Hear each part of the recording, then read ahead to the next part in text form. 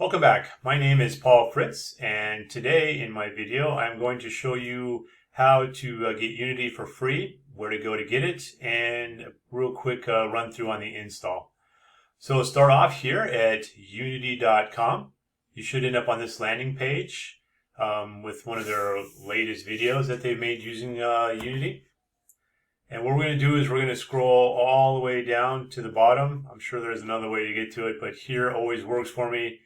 And we're going to go down here to the little bottom where it says Education and click on Students. And once you do that, depending on how fast your internet is, it should pop up. And right here, install Unity prior to signing up. So a Unity student, this allows you to sign up and gives you some access to some tutorials and some other training material.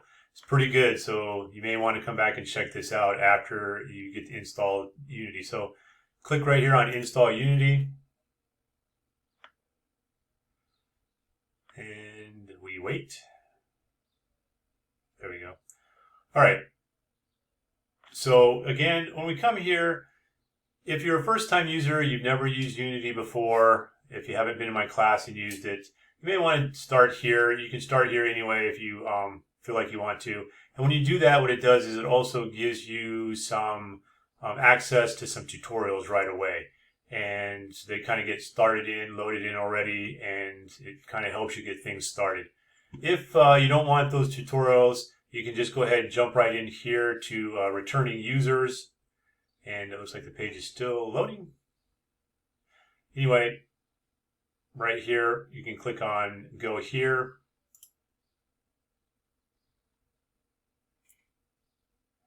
And bear with me, it seems the internet is slow or their server is slow. And then it'll pop up to this page here. Get started with Unity Personal. This is what it is. It's going to be Unity Personal.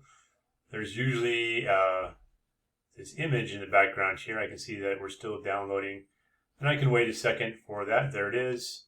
So we have this image back here. And get started with Unity Personal.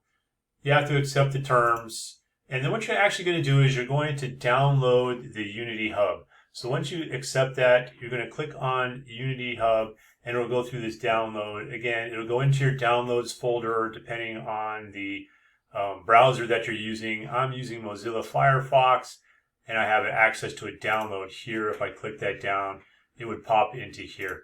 I already have Unity installed on my computer, so I'm not going to download the hub again. But what I am going to do is I'm going to go ahead and open up the hub. And it's a little icon that looks like, I just threw that on it, that's awesome. So it's this little icon right here, the Unity Hub icon. And that's what will get installed first onto your computer. And then when that's installed, it'll look something like this. And from here, you can come in and you can manage quite a bit. The little gear up here is where you would go. You would go here for your license management to manage what kind of license you're working with. If you have the personal license, which is the free license for the hobbyists and such, it'll look something like this and give you your information on your activation and updates and things like that.